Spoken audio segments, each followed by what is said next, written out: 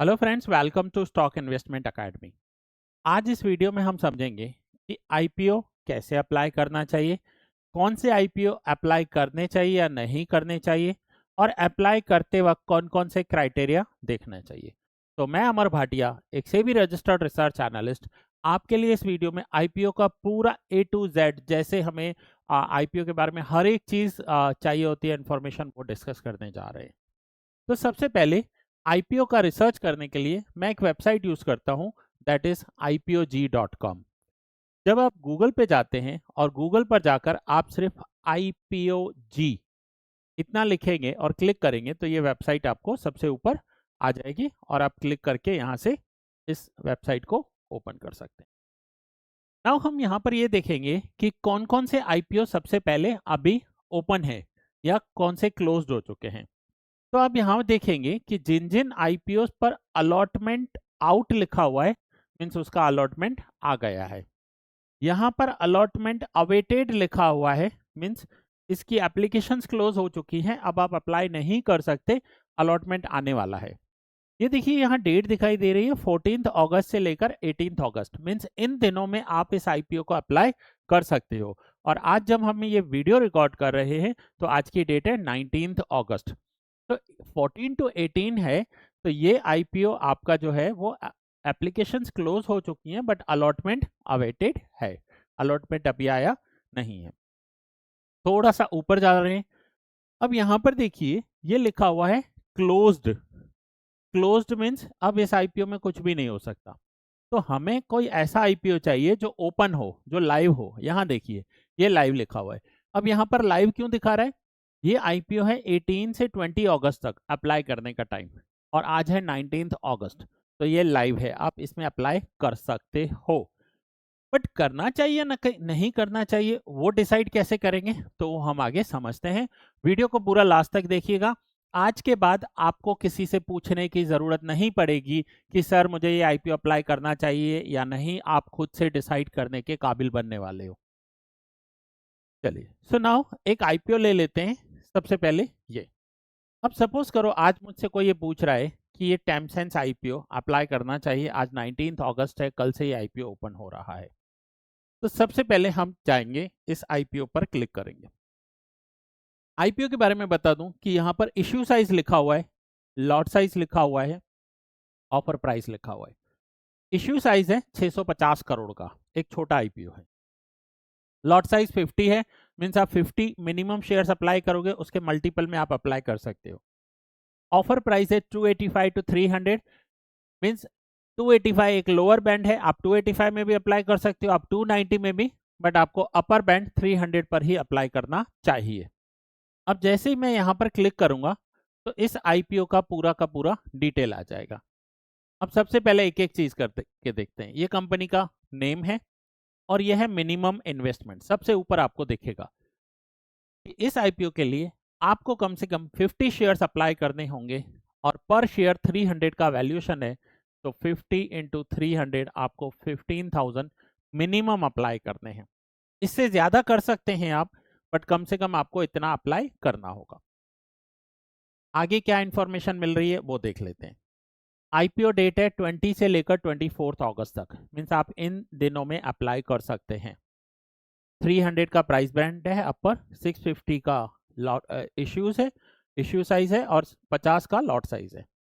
ये IPO list होने जा रहा है 28 अगस्त को। तो यहाँ देखिए कि 20 को ओपन होगा, यहाँ पर ओपनिंग डेट दी हुई है, यहाँ पर क्लोजिंग डेट दी हुई है। मीन्स आप 20 से लेकर 24 तक अप्लाई करोगे। 25 अगस्त को आपको ये पता चलेगा कि आपको आईपीओ अलॉट हुआ या नहीं, मीन्स आपकी एप्लीकेशन एक्सेप्ट हुई या रिजेक्ट हुई, वो आपको पता चलेगा। कई बार आईपीओ ओवर सब्सक्राइब होते हैं। कैसे? जैसे ये 650 करोड़ का आईपीओ है, लेकिन सपोज करते हैं 5000 करोड़ के एप्लीकेशन आ गए, तो कंपनी को तो सिर्फ 650 करोड़ ही देने हैं, तो बाकियों के एप्लीकेशन रिजेक्ट किए जाते हैं। और ये कंपनी जो है 28 अगस्त को स्टॉक मार्केट पर लिस्ट हो जाएगी। एक और बात बता दूं, 28 अगस्त को जब भी कोई नई कंपनी आती है तो वो जो पहला दिन उसका जो लिस्टिंग का टाइम होता है वो सुबह 10 बजे का होता है।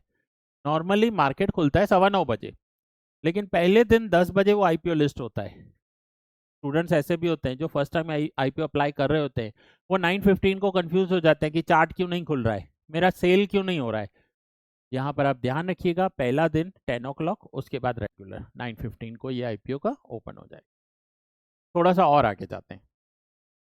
अब ये आपको आईपीओ अप्लाई करना चाहिए या नहीं करना चाहिए, उसके कंडीशन समझा रहा हूँ, ध्यान से समझना। आपको दो चीजें देखनी है। एक तो कंपनी प्रॉफिटेबल होनी चाहिए, मींस आईपीओ लाने से पहले कंपनी प्रॉफिट करने होनी चाहिए।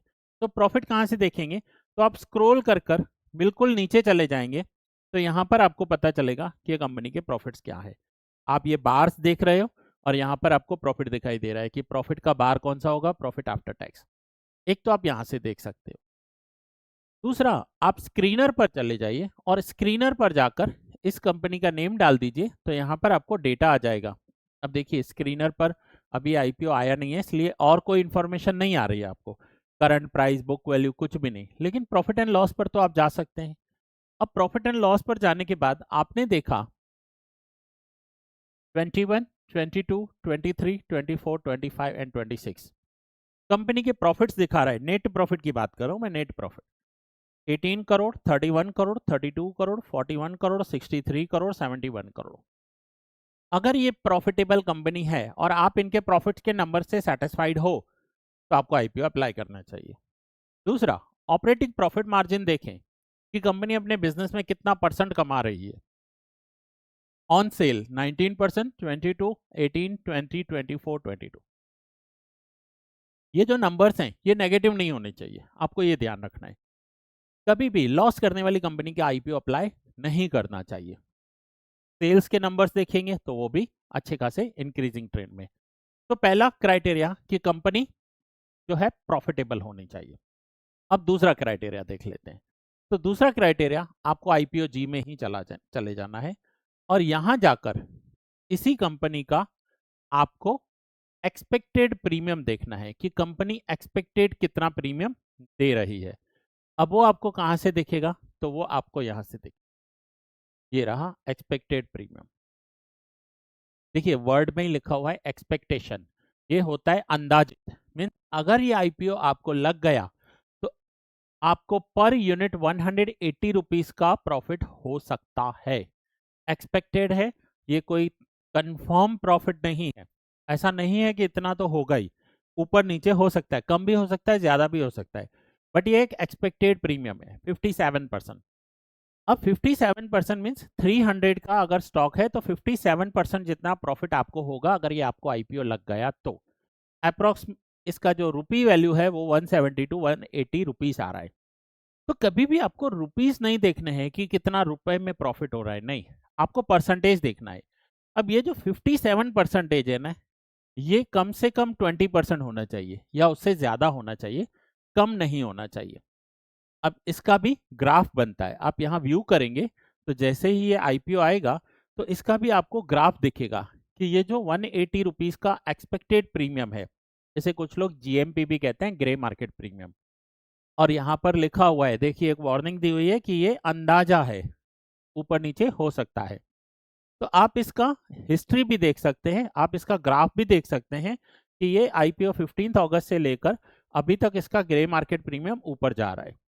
जब तक आप अप्लाई करें आने वाले 3-4 दिनों में, तब तक ये हो सकता है 60 का 40 भी हो सकता है और 60 का 80 भी हो सकता है। तो ये अगर 20% से ज्यादा है तो आपको अप्लाई करना चाहिए और कम है तो नहीं करना चाहिए। तो बहुत ही सिंपल चीजें हैं कि आपको सिर्फ दो चीजें देखनी है कि एक कंपनी प्रॉफिटेबल होनी चाहिए और दूसरा इसका जो एक्सपेक्टेड प्रीमियम या ग्रे मार्केट प्रीमियम है वो 60% है, हम अप्लाई कर सकते हैं, 20 से ज्यादा है अप्लाई करना चाहिए। अब आगे हम ये समझेंगे कि हमें कितने लॉट अप्लाई करने चाहिए और हमें कौन सी कैटेगरी में अप्लाई करना चाहिए। यहाँ पर रिटेल कैटेगरी भी होती है और एचएनआई कैटेगरी भी होती है। बट आगे बढ़ने से पहले मैं आपको बता दूं कि हमारी ऑनलाइन बैचेस जो हैं वो एवरी मंथ स्टार्ट होती रहती हैं और एवरी मंथ जो स्टार्ट होती रहती हैं जहां पर हम लाइव में आपको आकर सामने 8 to 9 इवनिंग में लेक्चर्स कंडक्ट करता हूं। लाइव का मतलब ऑनलाइन होगी, मॉर्निंग लाइव मार्केट की बात नहीं कर रहा हूं मैं, ऑनलाइन की बात कर रहा हूं। दूसरा, अगर आपको हमारे यूट्यूब चैनल पर जाकर ज्वाइन मेंबरशिप लेना है तो आप वो भी ले सकते हैं, एक नॉमिनल फीस के साथ है, जहां पर आपको कुछ एक्स्ट्रा लेक्चर्स प्रोवाइड होते हैं जो पब्लिक के लिए अवेलेबल नहीं होते हैं। उन लेक्चर्स पे आने वाले दिनों में मार्केट कैसा रिएक्ट करेगा उसके लिए मैं रिसर्च देता हूं, क्योंकि मैं एक सेबी रजिस्टर्ड रिसर्च एनालिस्ट हूं। और हमें कौन से स्टॉक्स पर नजर रखनी चाहिए, कौन से स्टॉक्स कल अच्छा परफॉर्म कर सकते हैं, स्ट्रैटेजी के साथ उन पर डिस्कस करेंगे। तो ये हम यहाँ पर ज्वाइन बटन पर आप क्लिक करके ज्वाइन कर सकते हैं। चलिए आगे बढ़ते हैं। आओ अब हम देखेंगे कि हमें लॉट साइज कौन सी लेनी चाहिए। आप एक लॉट अप्लाई कर रहे हो रिटेल कैटेगरी में, तो आपको 50 शेयर्स अगर लगे तो 15,000 रुपीज आपको यहाँ पर देने होंगे। रिटेल कैटेगरी में आप मैक्सिमम 13 लॉट सप्लाई कर सकते हो। मीन्स आप 1 2 3 4 5 जितनी आपकी कैपेसिटी है, जितना आपके पास फंड है उसके अकॉर्डिंग 13 लॉट्स पर 650 शेयर्स होंगे और ये अमाउंट आपको पे करना पड़ेगा। ये अमाउंट आपके बैंक में ही रहता है, सिर्फ ब्लॉक हो जाता है। आपको आईपीओ लगा तो ये पैसा चला जाएगा कंपनी के पास और शेयर्स आ जाएंगे आपके डीमेट अकाउंट में। और अगर आईपीओ आपको नहीं लगा तो ये पैसा आपका अनब्लॉक हो जाता है। फिर आता है स्मॉल एचएनआई, जिसमें आप 14 लॉट्स अप्लाई करते हो, कम से कम 700 की क्वांटिटी। उसके बाद मैक्सिमम आप 66 लॉट्स अप्लाई कर सकते हो, ये आपका अमाउंट है। एंड देन आता है big HNI. Big HNI means, HNI का मतलब होता है हाई नेटवर्थ इंडिविजुअल।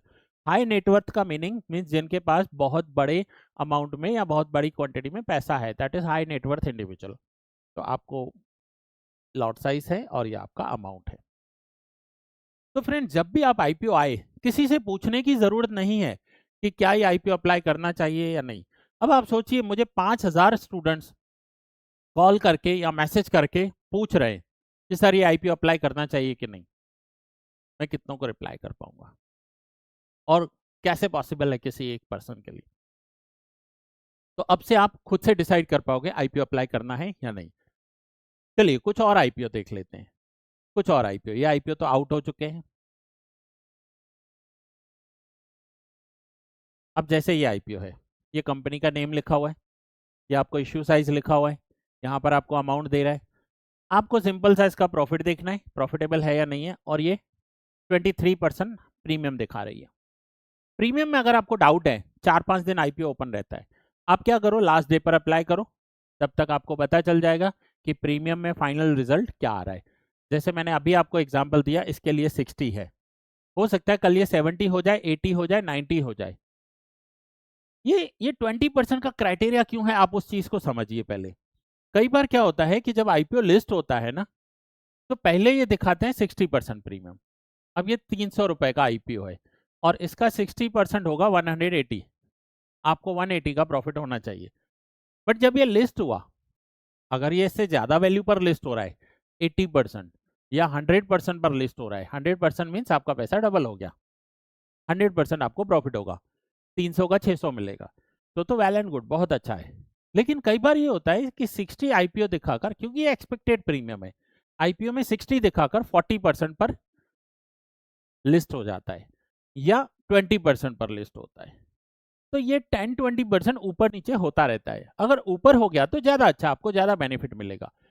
लेकिन अगर नीचे खुला तो एटलीस्ट आपका कैपिटल ब्लॉक नहीं होना चाहिए या आपको लॉस नहीं होना चाहिए, इसलिए मिनिमम 20% यहाँ पर होना चाहिए। कई आईपीओ होते हैं सिर्फ 3% का होता है। सपोज कीजिए 3% आईपीओ है, प्रीमियम है, अब वो आईपीओ 20% गिर गया तो आपको 17% लॉस हो जाएगा, यहाँ पर 17% का लॉस हो सकता है।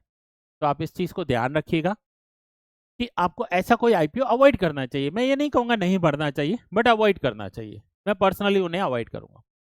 अब ये देखिए, जैसे स्काईवेज एयर सर्विस 20% है। अब ये मत पूछना सर 19% हो तो मैं क्या करूं, यहाँ 17% है तो क्या करूं, वो आपके ऊपर है, आपको रिस्क हो जाएगा थोड़ा सा।